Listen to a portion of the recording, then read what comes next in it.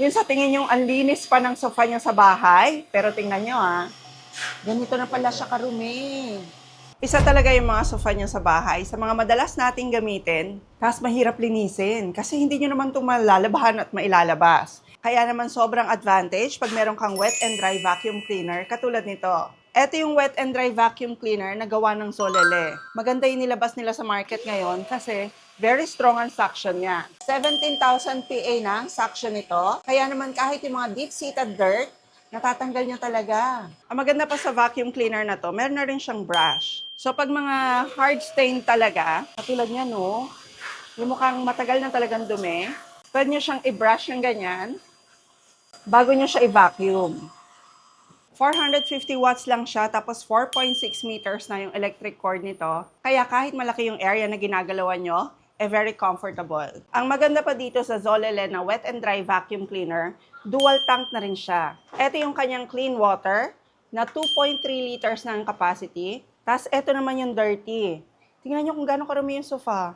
Diba? Mukha siyang malinis, pero ganyan na pala siya karumi. Ito naman, 650 ml naman ang capacity ng dirty tank niya. At madali lang siyang tanggalin So, i-pull nyo lang ng ganyan.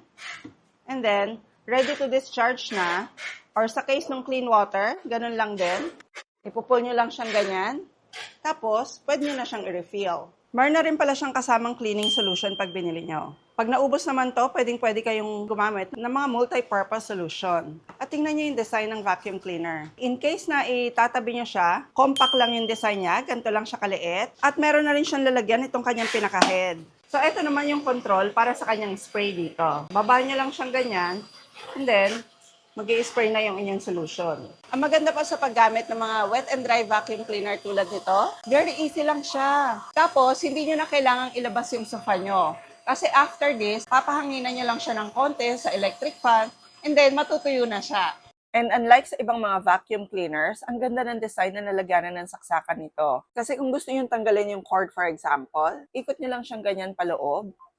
Ayan and easily, pwede nyo nang tanggalin yung inyong cord. O, diba? Ganda ng design. At hindi lang pala sa mga sofa katulad nito, very useful ang wet and dry vacuum cleaner na to. Kasi even dun sa mga car seats nyo, sa mga sasakyan nyo, naku, sobrang mapapakinabangan nyo siya. At lalo na sa inyong mga carpets and even sa mga kama.